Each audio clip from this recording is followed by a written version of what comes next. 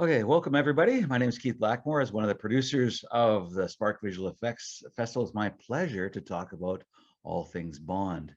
Well, of course, in 1953, Ian Fleming wrote his very first James Bond book, Casino Royale, and it was an immediate hit. And with that success, Fleming continued to write one Bond book every year for the next 12 years, 12 Bond books, 2 short stories. And then in 1961, Fleming sold the rights to his published and future Bond novels to Harry Saltzman. Harry Saltzman would form the production company Eon Productions, along with Albert Cubby Broccoli. And after an extensive search, they would hire Sean Connery on a 5-film deal, beginning with Dr. No in 1962. And as they say, the rest is history. And so here we are, 60 years later, 25 films, and the franchise is as in good a shape as it has ever been, if not better. Today with us is Chris Corbould, awarded the Order of the British Empire, Academy Award, BAFTA-winning visual effects supervisor. He is the keeper of the flame when it comes to visual effects in James Bond films. And so there's nothing that Chris can't tell us about the making of Bond. He knows it all. Welcome, Chris. Thank you very much, Keith. Thank you. Pleasure to be here. James Bond, of course, as we mentioned, is one of the biggest action franchises in history. But what makes Bond Bond? What are those elements that everybody knows and expects in Bond? Well, I think James Bond, from a man's point of view, is that secret agent that probably secretly every man wants to be. And, from a female point of view, probably every man that a woman would possibly like to get involved in. It's, he drives a fast car, he wears elegant suits, likes casinos, likes a vodka martini, all the trappings of, for both male and females, really. What's your name? Ryder. Honey Ryder. So you're Tatiana Romanova. My friends call me Tanya. My name is Pussy Galore. I must be dreaming. My dear uncooperative Domino. How do you know that? How do you know my friends call me Domino? It's on the bracelet on your ankle. So, what sharp little eyes you've got.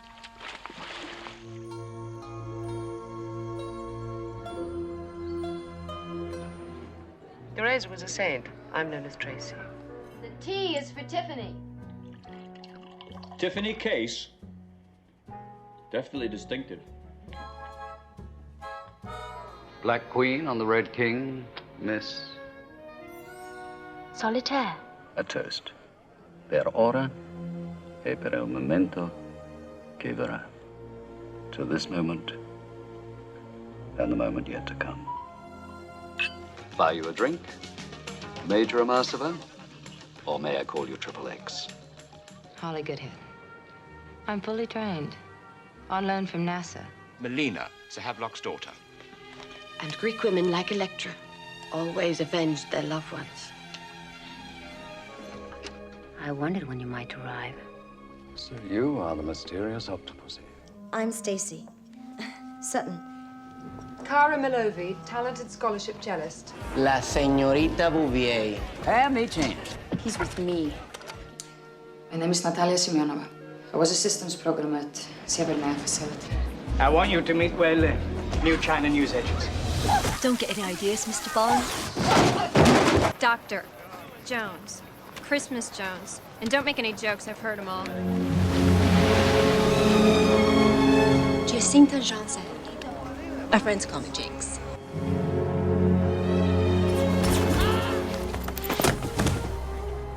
I'm the money. Vespa. Camille, how nice to see you. Alive, you mean? My name is Dr. Madeline Swan. No, exactly right. As they say, every man wants to be him and every woman wants to be with him. Right? Yeah, absolutely. When we look at the elements in a Bond film, it seems to be there's a lot of very basic elements that we look for and watch for that we've gotten used to over these 60 years. Exotic locations, weaponry, always chases, And this is where you come in with lots of, you know, whether it's car chases or in the air, land, sea.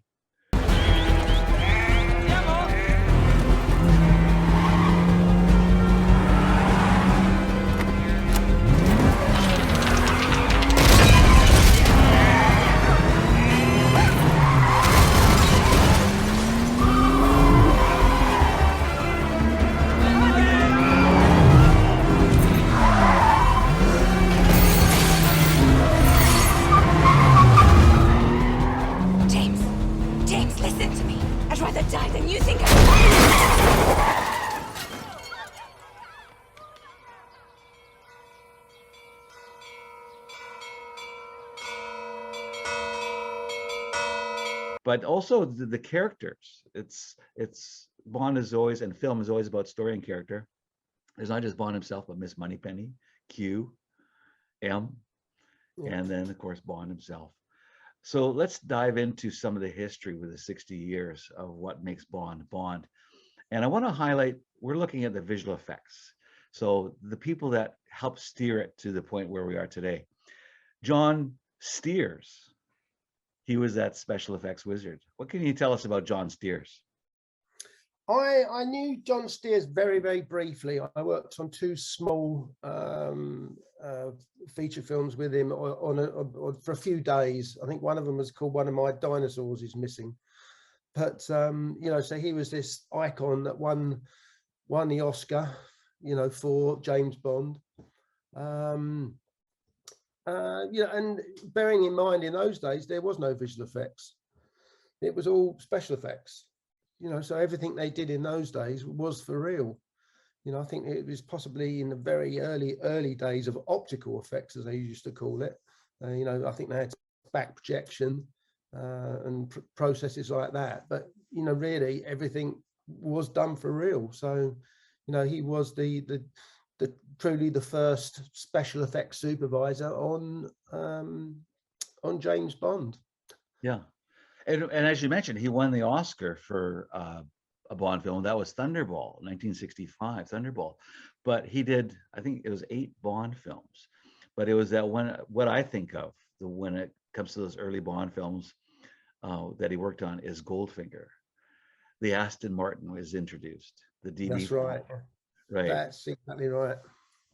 I don't know. Of which they have just made 25 replicas with all the weapons just last year. So that's a big tribute to Goldfinger in itself, I think. Are they like available for sale or for just for the film? No. They Aston Martin made 25 what they call continuous DB5s, but they had the weapons, they had the smoke screen, the bulletproof shield that came up, the guns that came out of the front headlights, and I think they made quite a healthy profit selling them. So no, very apt, especially as the DB5 was back in No Time to Die, so it was a perfect timing.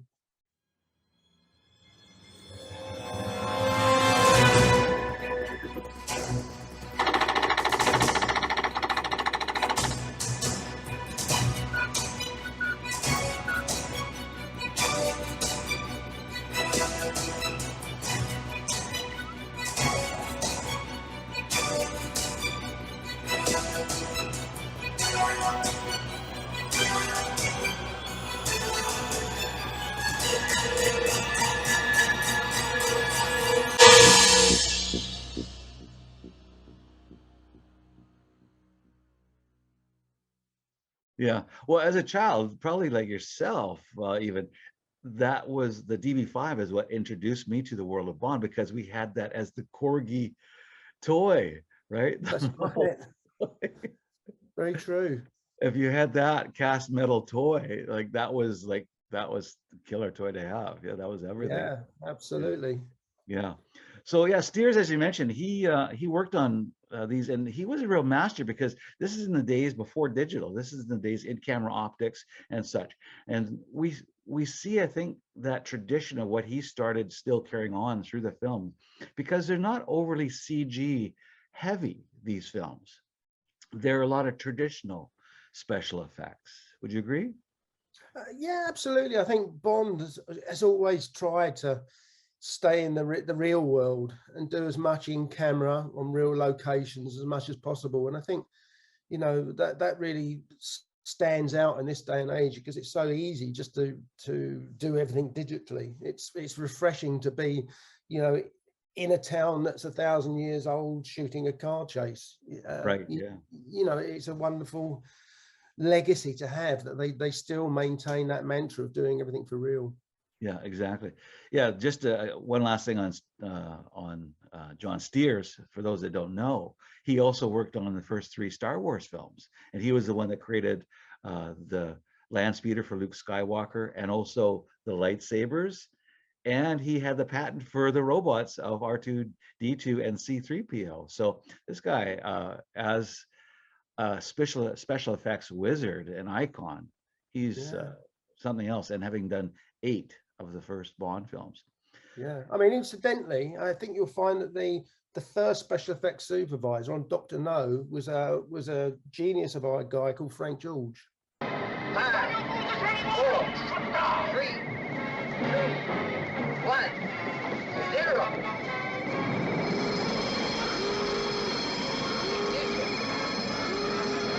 Lift off.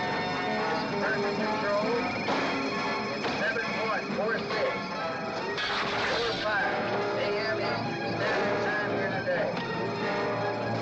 Yeah, we're really doing confirmation of the street. That is, the booster engine shutdown has been tethered. Pilots, firm, and staging.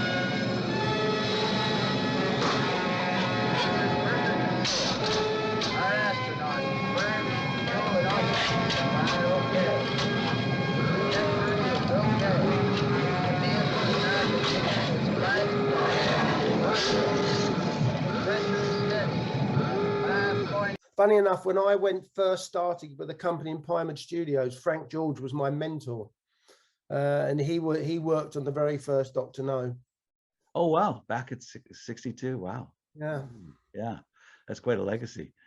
Derek Meddings. Yeah. Now this guy was famous for his miniature work, and we see this throughout in the 70s even into the 90s. Did you ever work with him? I did several films with him. When I worked on James Bond with him, it was like a double act. Derek Meddings would do the miniature side, and then another special effects supervisor called John Evans would do the physical effects side, the large scale. So I did, just trying to go back, I did Moonraker, Spy Love Me.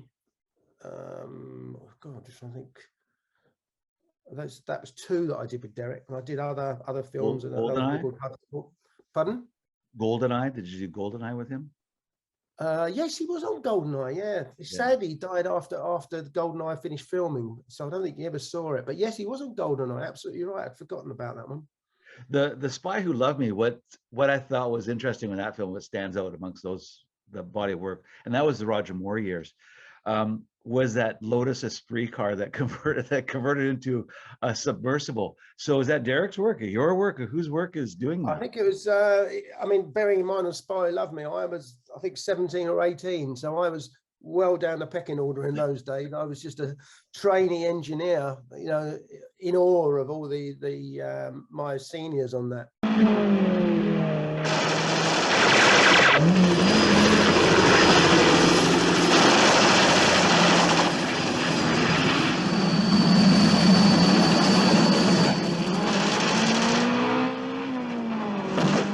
Can you swim?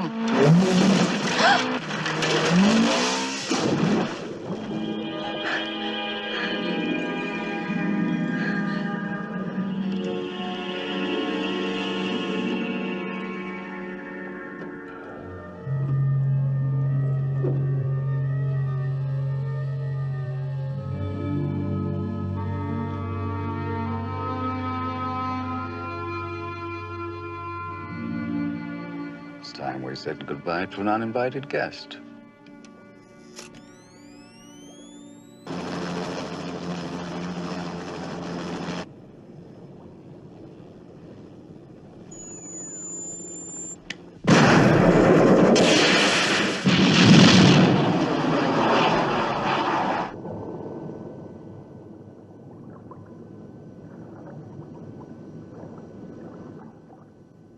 alone at last. You know, Derek played a major role. I think he shot a lot of the underwater Lotus Esprit shots, and obviously, you know, Johnny Evans and his team handled all the going into the water, driving off the end, and making sure it was all safe for the stunt guys. So it was a good collaboration even in those days. Yeah, no, and amazing. I don't know where that car is now. Probably some film museum or something. Who knows? Probably. Yeah. John Richardson. He was also a special effects supervisor, and he did about 5 films with Roger Moore and Pierce Brosnan, Moonraker, Octopussy, View to Kill. What are your experiences with John Richardson? Yeah, I had a great time. I learned a lot from John Richardson. He'd been in the industry doing special effects for many years, and his father was one of the pioneers of special effects in the UK. So, you know, John came from a great pedigree, and he put his own stamp on the James Bond films. And my first freelance film was with John on Moonraker, and I'll never forget. It was the first time that I travelled the world, and we were based in Paris. That was our shooting base, and then I travelled to Florida with John. I travelled to Brazil with John. Derek was back in Paris and in doing the Venice side of it, and the miniatures again. So it was a sort of dual thing between Derek and John on Moonraker, where, you know, there was so much work and it was spread so thin that, you know, so wide across the world, that John came on to mainly help out with the Brazil and the Florida part of it.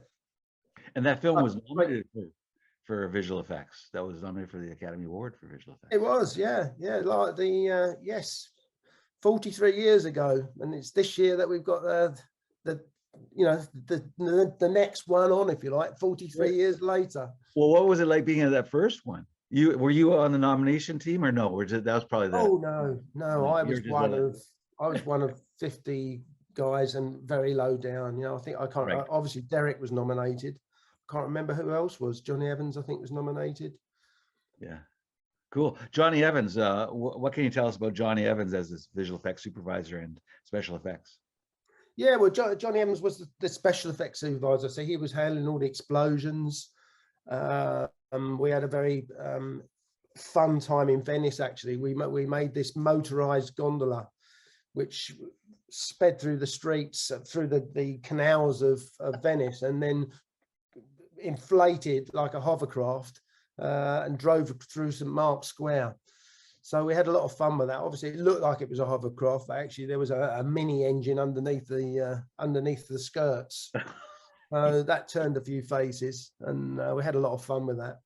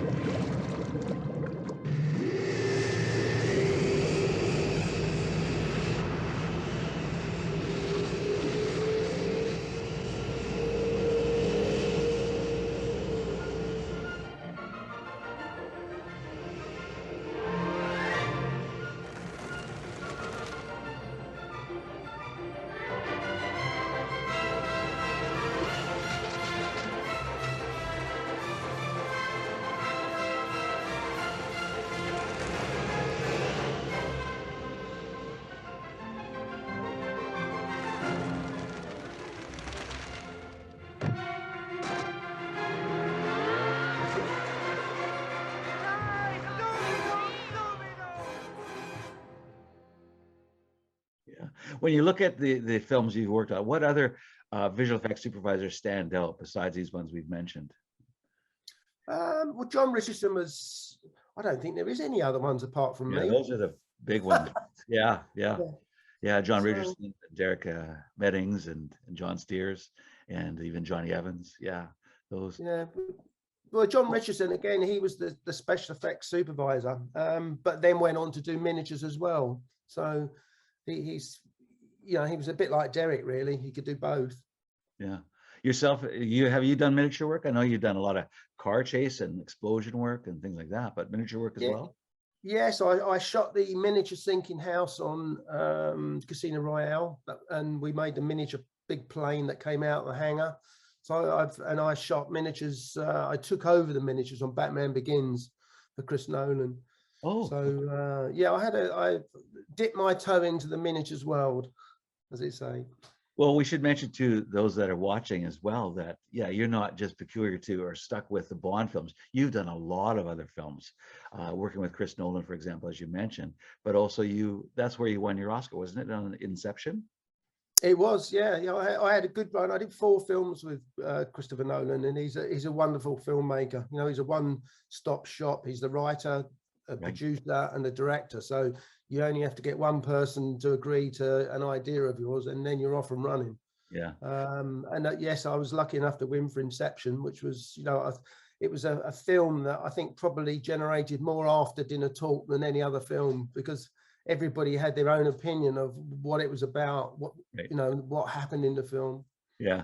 Well, as a director, what I like about Chris Nolan and his view of visual effects is that he's that handyman that has all the tools at his hand, and he knows which one to use. He just doesn't just choose CGI, but he knows when to use the special effects, the practical effects, the in-camera effects as well. And that's where I think you're special that way. He's very, very keen to get as much in camera as possible. And that's not only just the special effects, the practical special effects. It's going on to real locations, using real machines and vehicles, and he loves that. I mean, the visual effect world is a tool to him that's in his arsenal, but that's not his go-to department. And I think probably he's a big James Bond fan as well, which is probably why I got the gig in the first place.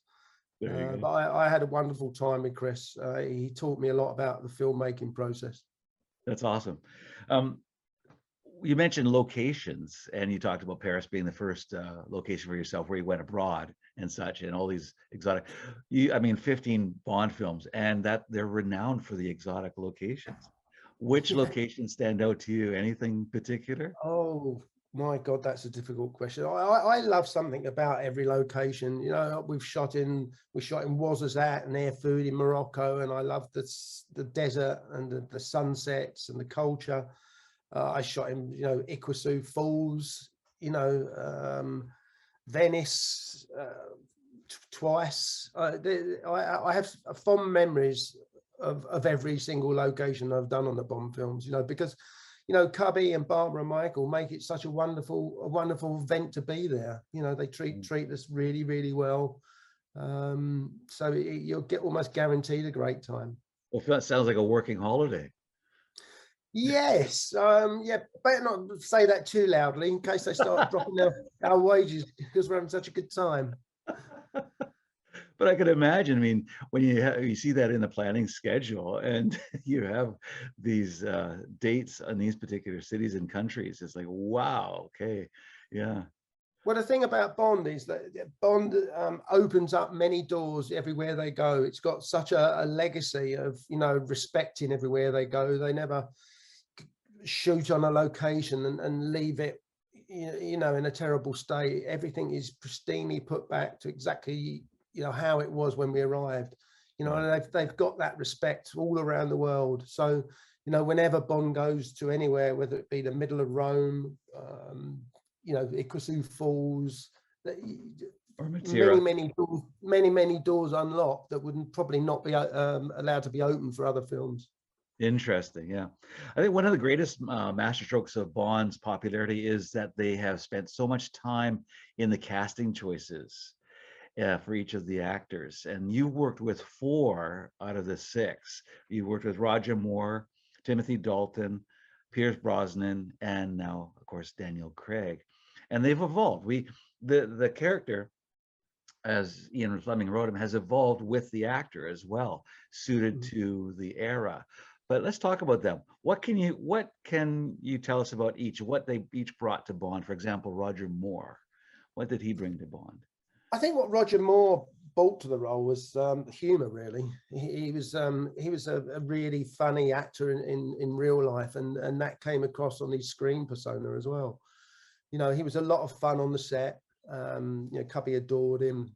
You know, they used to sit around playing backgammon, and you know, the shots were being prepared. And you know, he at that time, you know, when they introduced Roger, it was, you know, the right time to have that humor in the films.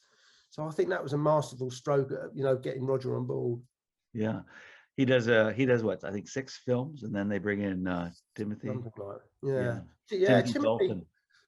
Yeah, Timothy. I really liked Timothy. He was a great actor. You know, he was a Shakespearean actor, and really grabbed the role. And it got quite gritty, you know, with Timothy involved. And we did Living Daylights, which to this day I love.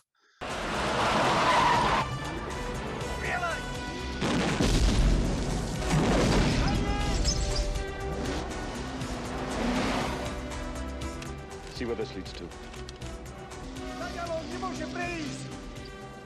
This road only leads to the lake.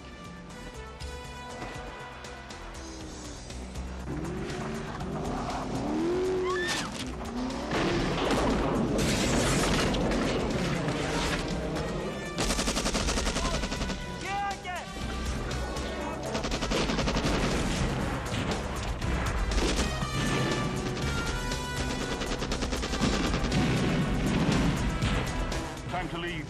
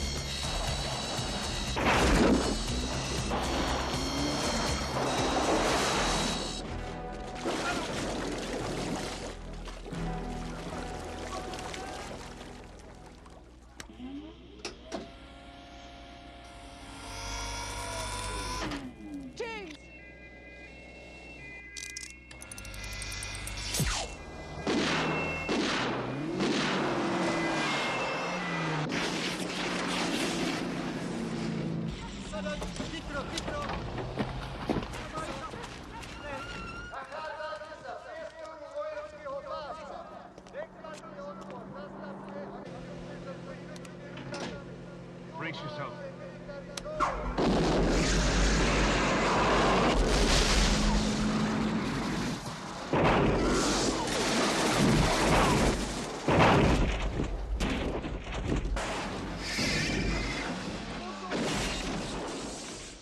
You know, I had a wonderful time out in Austria, whizzing around with Aston Martins on an ice lake. And again, we went to Ouarzazate in Air Food. You know, we shot a lovely sequence out in Ouarzazate. You know, it was a tiny little town in those days. You know, and now it's this great big sprawling city almost. But wow. No, Timothy was a lovely, gentle man, and you know, quite shy. I think he struggled a little bit with the publicity machine that is involved with James Bond, you know, because he was such a nice guy and he was a private guy, but a joy to work with. His character brought a lot of gravitas to the role as well. It seemed like it was more rooted in the original novels, when my observation. That's what I was thinking about, my own connection with Bond. And I started by reading the books before I was even going to the movies. So reading all those Ian Fleming books were great.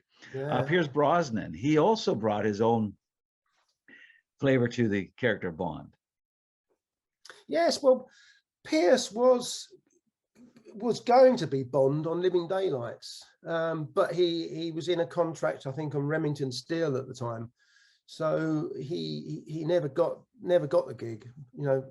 And then when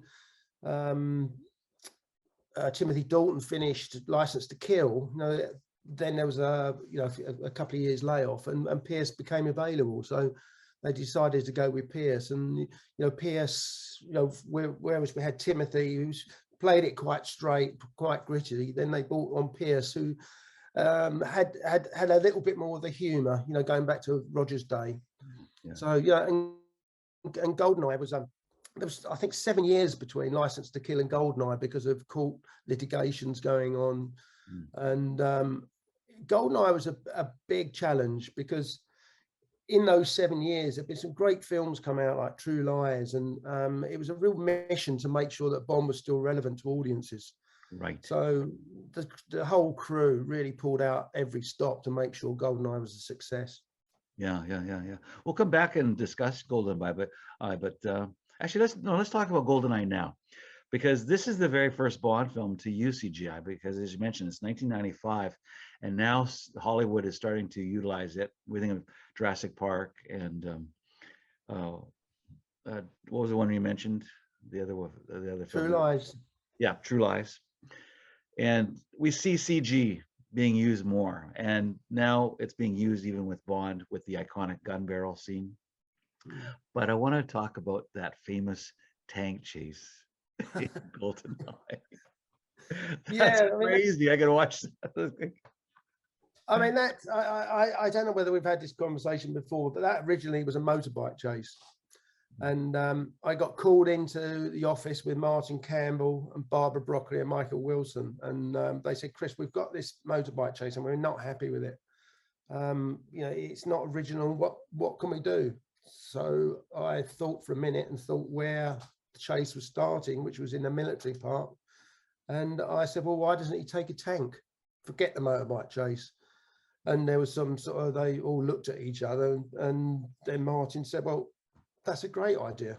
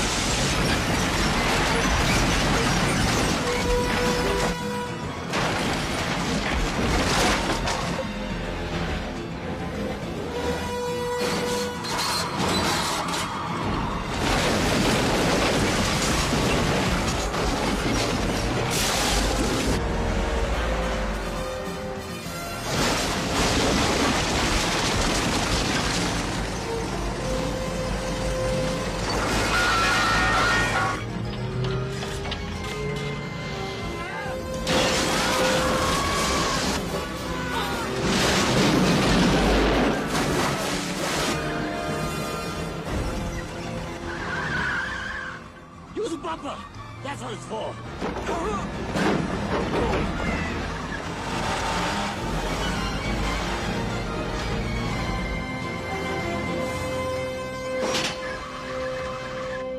Назад!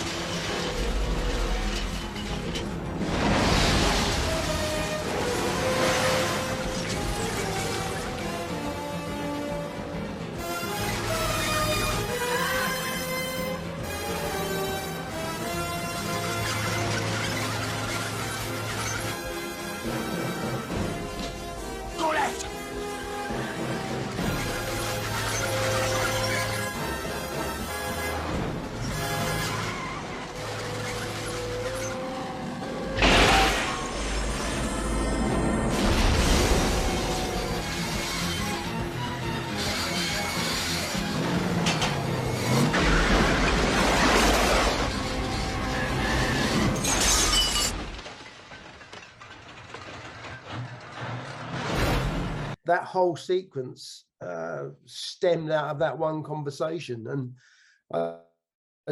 once we'd accepted the fact that he was going to be in a tank, there were so many ideas that if we shot every single idea that came out, we'd still be shooting the sequence now. You know, there was, the tank could go underwater because it had a snorkel coming up. Right. But we used the theory that, you know, obviously a car could easily outrun a tank, but we used the theory that a tank could take shortcuts, like through a building. So it sort of kind of all made sense in the end. And you know, I think, you know, out of all the James Bond film, that's probably one of the most original chases we did, where you had a tank, you know, a military tank in an urban environment. Yeah, no, it's off the wall. It's like, yeah, you love it at the same time. It's crazy what they did. But yeah, it's just another one of the chase films that we come to know with Bond. Yeah. So there's those actors, as we talked about, but now we have the Daniel Craig era, and this is something, I think one of the most memorable moments in GoldenEye is when Judi Dench, who's now the new M, she says to James Bond, who's Pierce Brosnan, he says, "You are a sexist, misogynist dinosaur, a relic of the Cold War." Well, that was the Bond of the 40 years. But now with Daniel Craig, we see how he's evolved, and he really brings him into the modern time. So you worked with Daniel for the 5 films. I did all 5 films with Daniel, and also Tomb Raider. The first Tomb Raider, he was in that, which is where I first worked with him. And the moment I saw him, there was something about his charisma, the way he moved. Even on Tomb Raider, secretly I knew that he could have been he was the man for Bond. It was a bizarre situation. But, you know, he came on board and he had a real rough time from the press. You know, all the how can we possibly have a blonde James Bond, and you know, they gave him a lot of grief, but you know, he dug his heels in, moved forward, and Casino Royale is still to this day one of my favorite films. You know, absolutely, yeah. And he made me look good because he was keen to get involved with everything that we were doing. He would come in on his days off and rehearse with us to make sure that he was comfortable with what we were doing. So, you know, I ended up in a great relationship with Daniel. That's awesome. Well, they really did a reboot with Casino Royale. They rebooted the whole movie franchise, and it paid off. And with this new beginning now we had with Daniel Craig taking Bond, but that with Casino Royale, it's that opening, and it just blows your socks off with all that chase and everything. But again, it's not, when we think of visual effects today, we think of CG and this post-production work, but it's all in camera stuff. And there's some invisible effects, but it's all in camera.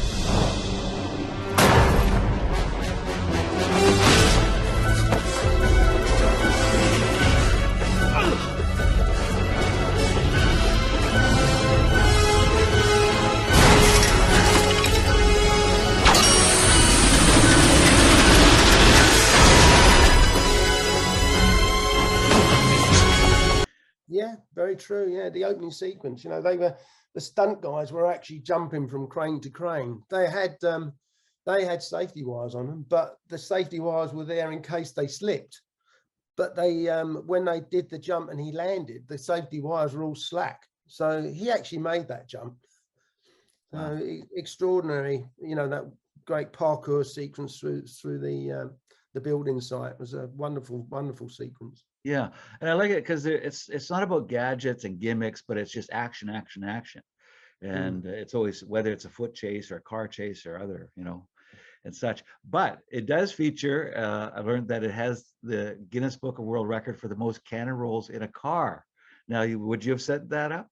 Was that under your? Well, yes, funny enough, Gary Powell, the stunt coordinator, they were trying to roll the Aston Martin, and the center of gravity is so low on the Aston Martins that they were almost impossible to roll. So Gary called me up and said, look, can you help us out? We just need to get it up a little bit. So I got a pair of guys called Dick and Lou who specialize in anything to do with car cannons. So they fitted a tiny little car cannon in it, nitrogen cannon. So as they turned into the skid, they just hit the little cannon, which just flicked it up enough to get it over.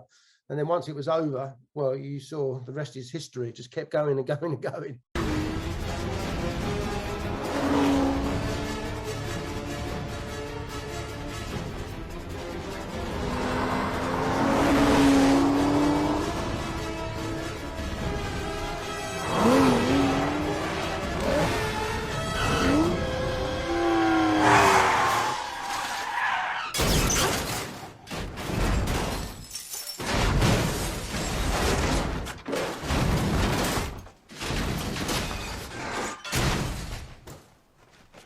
What I like with these 5 Bond films is it's like it encapsulates, it's like a episodic series because it encapsulates all together. We have, of course, with the latest film, No Time to Die, the end of that series, those 5 pictures with Daniel Craig.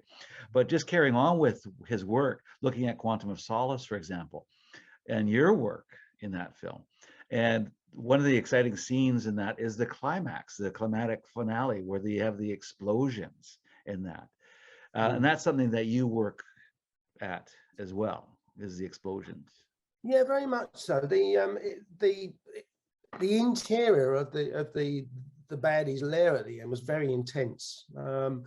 You know, I don't think I've ever done as much fire inside a set. You know, with the whole the 007 stage was full up with the interior complex of that villain's lair, and it was pretty full on fire effects. But the climax was Bond discovering Olga Kurylenko in that a tiny room, and the ceilings were caving in and the fire was caving in. And that was one instance where I wasn't so much worried about Daniel's performance, but I was worried that Olga, she might be detracted by the fire and it might affect her performance. So I mentioned to Daniel, I built a replica of the set in my workshops in Longcross Studios, and mentioned to Daniel that I thought it'd be a good idea if he came in on the weekend with Olga, and we'll just show Olga how it all worked. You know, everything's on gas bottles. So, okay, 1 minute, you turn it all up, it's all up, and then within 5 seconds, it's all down again. And I think that really paid dividends, because, you know, once she got confident with that, when we actually came to film it, she could wholly concentrate on her performance rather than be worried about the flames around us. And that really paid off.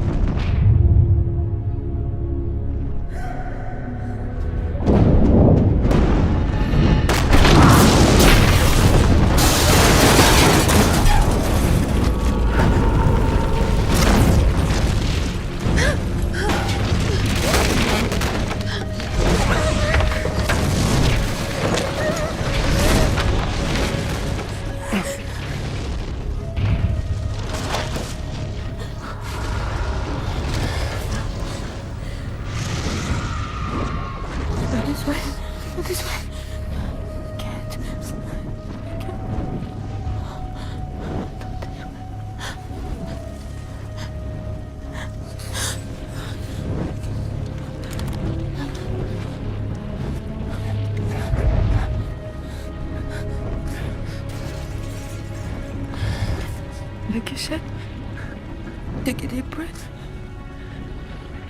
Make it count.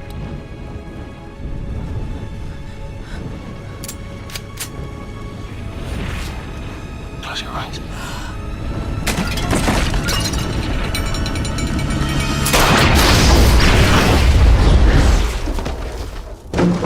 Come on!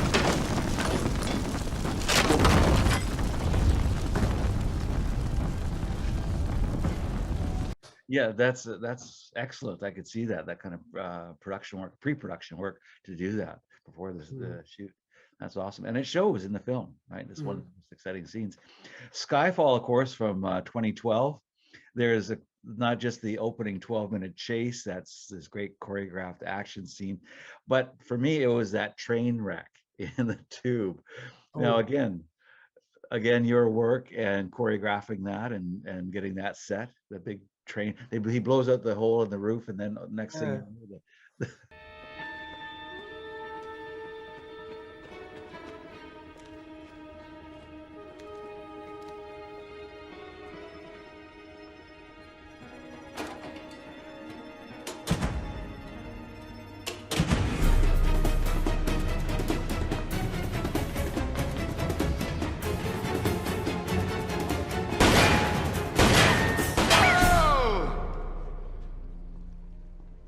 next time, Mr. Silver. Not bad. Not bad, James, for a physical wreck. Why, thank you. You caught me. Now, here's your prize. The latest thing from my local toy store. It's called Radio.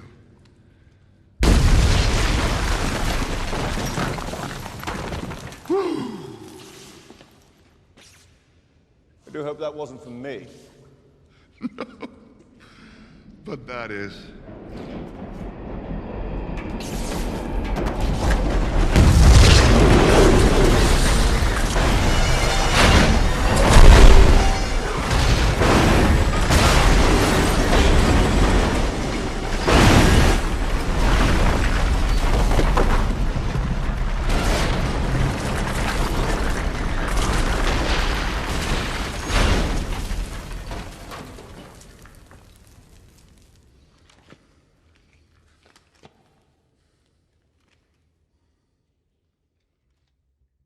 Well, I was out in Los Angeles finishing off Dark Knight Rises, and I had a call from Sam Mendes, who said, you know, Chris, well, I've got this great foot chase through the undergrounds of London, the tunnels underneath London. He said, but I just want one jaw-dropping moment, you know, that just stops everything dead. And I went to sleep that night, and the cogs were turning and turning, and I think about 3 o'clock in the morning, I thought, well, they're underground. What better than an underground train crashing in, you know, from a level above? So I pitched that to Sam and Barbara Michael, and they loved it. And, you know, again, the rest is history. When I got back and sat down my team of engineers, they looked at me and said, what were you thinking when you dreamt that sequence up? So I said, well, what's the problem? I said, we just get 2 out-of-service underground carriages. And one of my guys said, you can, but they're 60 tons each. And the roof of the 007 stage won't take that weight. So we ended up, anyhow, it was all banter. You know, my team loved the challenge, and we made our own carriages, which were only 5 ton each. We, you know, there were many. We built an overhead monorail, so the train was actually hanging on a monorail above, which we then integrated into the stage roof trusses. And then we pulled it in with a tractor unit, lorry tractor unit. And, you know, the last thing we obviously had to do was stop it, because it was coming, you know, 10 ton coming in at 30 miles an hour doesn't stop on a sixpence. So we had 3 or 4 different systems that kicked in one after another. The last one was a 60 ton wall of sandbags that it just hit at the end to make sure it didn't hit the side of the stage. So it was a wonderful, you know, the whole set, we worked closely with the art department and construction crews to make sure. I didn't want it just to hit the floor and skid along the top of the floor. I wanted the floor to, you know, break up as if this tremendous weight, was, you know, cracking the concrete and the bricks on the bottom. So the art department construction did some wonderful work, making breakaway pillars that it went through, the floor all ploughed up. You know, that we only really had one go at it, and thankfully it worked a treat. Amazing the collaboration that goes on in making these shots. There's so many departments that are involved. Oh, very much so. Every film I've been on has been a collaboration between art department, construction, special effects, stunt department, director, producers. You know, everybody is part of that, you know, is a spoke of that wheel to make these films. Right. You mentioned and referred to Pinewood Studios, and they have a dedicated space there just for Bond. Well, the 007 stage, as it's called, was built on Spy Who Loved Me, and it was built to house the submarines, because at that stage there was no studio or stage big enough in Europe. So Cubby Broccoli being Cubby Broccoli said, well, we'll build a stage then. So that stage was built specifically for that film. I think, you know, I get a sense that he was larger than life himself, and he saw his role in creating these as being larger than life as well. Yeah, Cubby was an extraordinary man. He when he came into a room, you know, he had this sort of like force field that was around him. He was a man of relatively few words, but you know, when he spoke, you listened and you acted on it. You know, there was you just felt that he didn't waste time on, you know, conversation that was immaterial. He thought about everything he said, and when he said it, he was right. Yeah. And now his daughter carries on, and his son carry on the tradition, Barbara, and is it Michael? Yeah. Michael Wilson, yeah. Yeah, I mean, Barbara Broccoli and myself, we both started on Spy Who Loved Me, so we've spent 15 films together, almost growing up. And you know, Barbara and Michael have given me the resources, the confidence to do many of the spectacular special effects I've done on these films. You know, many other films would have said, oh no, we'll do that digitally, or we'll do it another way, or we'll trim it down. But they've just let me run riot with my, you know, and show off my craft, you know, whether it be tube trains coming through ceilings, sinking houses in Venice, you name it, you know, helicopter attacks on Skyfall Manor. I'm so blessed to have done this series of films with them. That's awesome. Let's go back to Daniel Craig and look at Spectre now. And this, of course, a couple of great things. Of course, it includes the Guinness World Record for the largest screen explosion. We've talked about that in our last conversation. But also, one of the great things is that chase scene by Bond in an airplane. I mean, you have car chases and people chasing on foot, but then the plane and a car and that airplane through a forest. How did you achieve that? That was an interesting one. We shot that in Austria, and it took us quite a time to find the location for that. You know, obviously we had some real plane to car footage, you know, shot from helicopters and whatever. But you know, the bit where it comes down through the trees and you know, loses its wings, loses its wheels was quite a big rig. We had a 400-meter run, a zip wire, which was strung between two cranes, which was a very, very long run. And we had a winch that is used for getting gliders off the ground. You know, so instead of a plane towing up, they used to have this high-speed winch which would tow the gliders along and literally catapult them into the air. That controlled the forward and backwards motion of the plane. I mean, the plane was a full-size plane. It weighed, I think, a ton and a half, something like that. You know, and over a 400-meter run, that was, and we had to, combine that with, you know, hitting two trees which took the wings off. You know, we hit the top of a car, which took the wheels off. I mean, the interesting thing is that when the wheels hit the top of the Range Rover, we sort of lined it up in the M position and adjusted the height, so we knew that, you know, it would hit it and it would make contact. And then we took both vehicles back to their number one position, called action, started them both off. And then when we got to the point where the wheels were supposed to hit, the plane was 8 foot up higher in the air. So what we were actually doing was pulling it so fast that it was actually starting to fly on its own. So we actually had to slow the plane down. We tried changing the rudders and things like that, but it's made it unstable. So we had to actually slow the plane down to get that shot. But interesting times. Yeah. They've got a great exhibition at the top of a mountain in Soldon where we shot part of the sequence, which shows the whole mechanism, how the cranes were there, how the plane was hanging on a wire. It's a very interesting exhibition.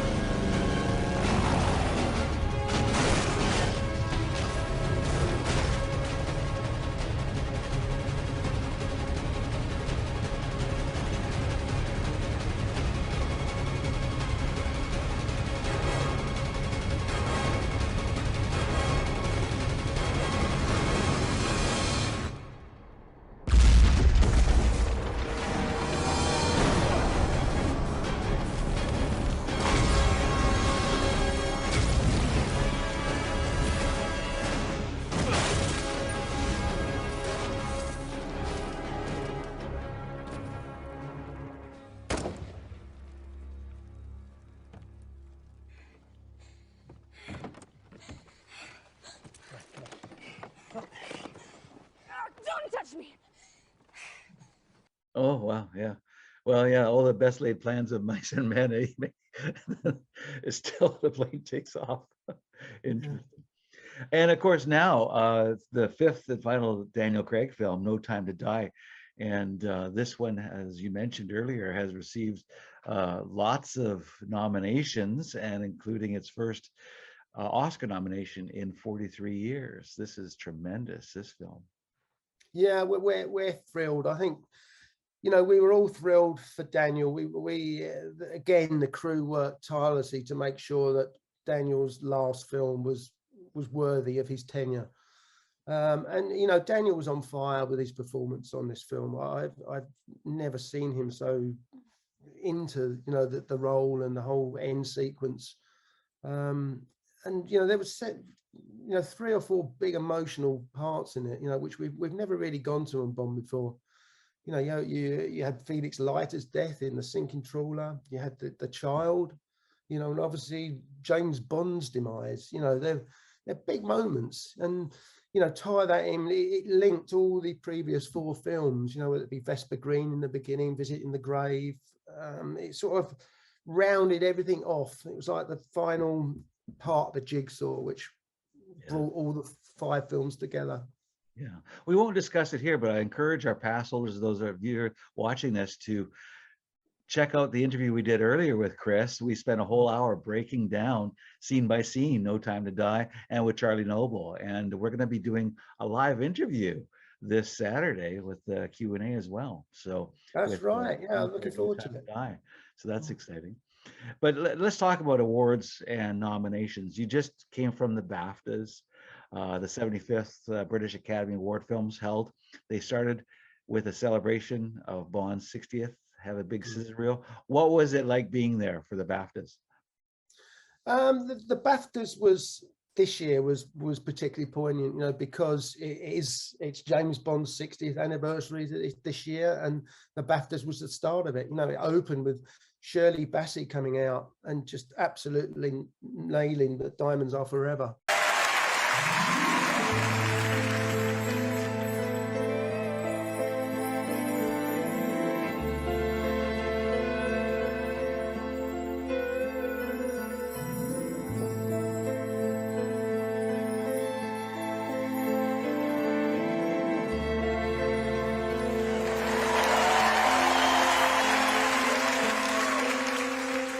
Diamonds are forever.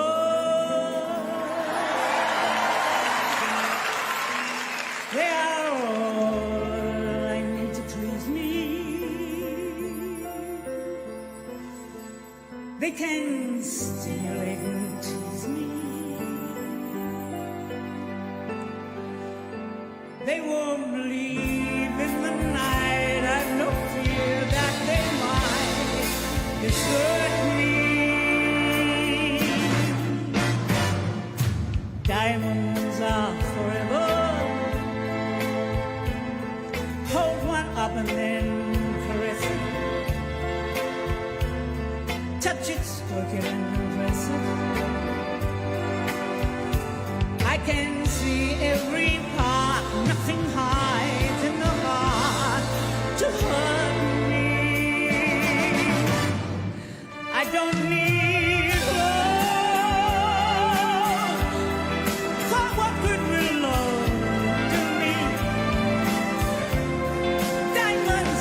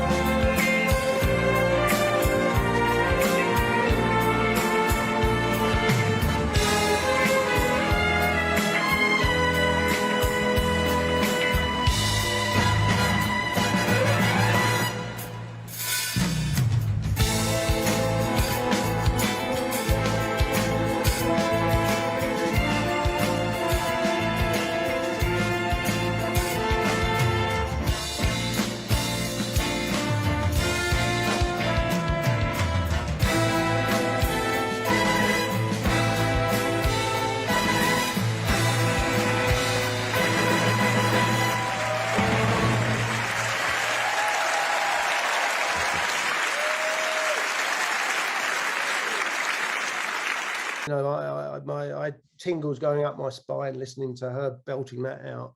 And then they did a montage of James Bond scenes from, you know, throughout the years, going right back to Sean Connery and all the Bonds. And it was just a wonderful, wonderful evening. It was a real homage to, you know, what Cubby, Barbara, Michael, all the directors and actors have brought, you know, over these last 60 years. Yeah, and No Time to Die won 2 BAFTAs. They had the one for Lashana Lynch, who won the Rising Star Award, and for editing, Tom Cross and Elliot Graham. They also won for editing there.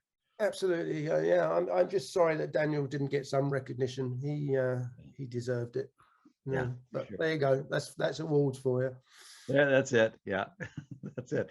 Now, October 5th, 1962 was when they first released Dr. No. And of course, October 5th now is Global James Bond Day. So as we're approaching this October 5th this year, what's your plans for Global James Bond Day? Do you know, I haven't given that a single thought. I know that Eon Productions are planning, you know, several celebrationary events to celebrate the 60 years. So I'm sure that they'll be lining something up for that day. Yeah, yeah. And more on a personal level, how did you get into special effects? I was asked to go on to work on the film called Tommy with Ken Russell, which is a rock opera written by The Who, and which I jumped at. And there I was on the film set as a 16-year-old boy walking around with Pete Townsend and Keith Moon and Eric Clapton, Tina Turner. And I had to open, there's a scene in it where Anne Margaret is in front of a television set and lamenting that her son has become this out of control god, if you like. And then all of a sudden the commercials come on and the telly explodes with 500 gallons of baked beans. And that was my, you know, my crew laugh when I mention this because it's been mentioned so many times. But yeah, I opened every tin of those beans. But but working, I mean, as a 16-year-old, working with these rock gods, as they were, you know, mods and rockers and such, and that's. Well, I think you could thank The Who for me having a career in special effects, because if it had probably been, I don't know, another, I don't know what other films were about. You know, if it was a murder mystery, I probably would say, no, I'll pass on that. But the fact it was The Who, I was straight in there. Right. Yeah, especially then in the 70s. Yeah. Now, if you're, what would you recommend for those that want to get into special effects? There's a lot, I mean. Well, special effects, I'm a great believer that so much of what we do is engineering now. And you know, you can come in, any trainees that I took on were always put in the engineering workshop to learn how to draw, how to weld, how to use a lathe, a mill. You know, I'm a firm believer that, you know, it's such a large part of what we do in special effects that I like every youngster to be grounded in it. You know, some engineers come in after having done engineering at university or having done a apprenticeship, but I'm a firm believer in making sure everybody's, you know, got some sort of background in engineering. Hands-on, right? Absolutely, absolutely. And not just with a mouse. No, yeah, quite right. Yeah, but so much these days is now, you know, all the designs are done on computer by CAD. You know, a lot of the, you know, everything now. Whereas I used to stand at a table with an oxyacetylene torch cutting out metal, you know, now it's all laser cut, water cut, you know, all from a drawing. So it's a different world to what I grew up in. And, you know, when I first started, the hydraulics was just pulling levers and, you know, as manual as that, whereas now it's all controlled by a laptop. You know, the whole sinking house, 120 tons of sinking house in Casino Royale was controlled by a laptop. What we're talking on now, similar to what we're talking on now. Yeah, wow. But your specialty is really, would you say, car chases and explosions, or how would you describe it? No, I mean, they're all part of the job. I mean, explosions are not my favorite. You know, you have to do so much testing. It's like it's quite an ordeal, and part of it is obviously for safety reasons, and part of it because I'm particularly panicky about what an explosion looks. And you know, sometimes we've done 40, 50 tests to get to, all of a sudden you just get the right ingredients that works for the particular shot you're doing and the particular size. But it can be a bit of a tedious process. I mean, my favorite is the big rigs, you know, the tube train coming in through the ceiling, the sinking house, you know, the tank chase there. You know, many of them have come out of my head, you know, like the end sequence of Skyfall, the helicopter attack on the house was originally a cat and mouse chase through a swamp. And again, Sam and Barbara and Michael called me and said, look, what can we come up with to make this better? And that's what came out of it. And I was lucky enough, I came up with the concept, and then Sam loved it and said, right, go and previs it. So I prevised it. And then he said, right, now I want you to shoot all the second unit on it. So I shot most of that without the actors, the helicopter, the house blowing up, the crash into the house. So, you know, and that really started off my love of second unit directing. It's interesting, you know, I never really thought about that aspect with explosions and testing, because yeah, you're looking for the right look, the right color, the right size. And so much pre-testing goes into it. And you're doing it because you're shooting in camera effects. You want that. So there's be a lot, because now with a lot of directors would choose, oh, just do it CGI and with a click of a mouse. Yeah, but so many of those shots you only get one go at. You know, when you look at the big ones that we did, you know, Tomorrow Never Dies, we did a massive explosion where the cruise missile hits and Bond's trying to take off in his plane. You know, we only had one go at that because there was so much fuel in it, and the whole set was burnt to a cinder after. So, you know, you have to get it right, and you have to make sure you don't leave it to chance. You know, you try every single component on that. You know, and you have a couple that are overlapped, so if you get a misfire, there is something always there that's going to fill in the void. And it's the same with all the, you know, the baddies lair on GoldenEye. You know, that was a £1 million set at the time, and we trashed it in about 20 seconds, but there was no second go at it, you know, so you have to go into all this detail of making sure you've got it right. Right. Yeah, no second shot, no second chance. When you look back at your 15 films, which is any film stand out, or any effects, or anything of your work stands out? I love them all. I'm very fond memories of Moonraker, because it was my first freelance Bond, and we traveled all over the world. I have very fond memories of GoldenEye, you know, because it was working on a film and making sure that it was still relevant to audiences. Casino Royale, because it was Daniel's introduction and a great film, and No Time to Die, because it's, you know, James Bond's death, and, you know, a very, very powerful film. So I would say they're probably my 4 favorites. Yeah, yeah. When you finish a film, how do you relax now? What do you do? I'm lucky enough. I live in the middle of 13 acres, and I've got horses that just wander around the property. I've got guitars upstairs, which when my wife Lynn goes out, I turn up the amplifiers, and the neighbors don't complain because they're too far away. And just, you know, I love working around the farm. I've got 3 tractors. And nothing's, I love going out on a, you know, summer's evening and harrowing the fields and watching all the swallows, you know, behind me on the tractor. That's my chill out time. That's awesome. Yeah. Well, I'm a beekeeper in my spare time, so I understand. Yeah. So, yeah, absolutely. Yeah, I get it. So what's next for you, Chris? I'm actually stopping doing special effects now. I stopped after. This is it. I did Bond, and then I did Doctor Strange.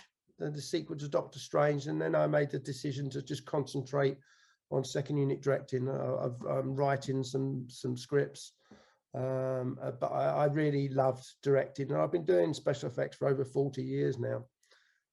But directing is where my passion is, so that's what I'm going to concentrate on. It's, you know, special effects. I'm quite very happy to be conceptually involved in the special effects and dream up the special effects and almost be quality control. But I love that feeling of being at the helm of a group of people who are all pushing together to make a, you know, a great sequence. So that's what I'm going to concentrate on now. Well, I could see you being a great director that way, and having that background and knowledge of visual effects. You know what's expected and what can be done, so it just adds more to you. Yeah, I feel sorry for the people that are going to be working with me, because they won't be able to pull the wool over my eyes, because I've seen most of it before. That's so it. Nothing new under the sun for you. But you know, I'm a great believer in people having a good time, and you know, on my second units, I want people to come in with a smile on their face and go home with a smile on their face. I'm not you know, I believe you get the best out of people if they're having a good time. So you know, when I get my second units, I'll guarantee that they have a great time. There you go. Just follow the path that Barbara and Michael have said as well, and Cubby. Absolutely, Yeah. absolutely. Well, 60 years of Bond, and for yourself, 15 years, or probably 15 films involved.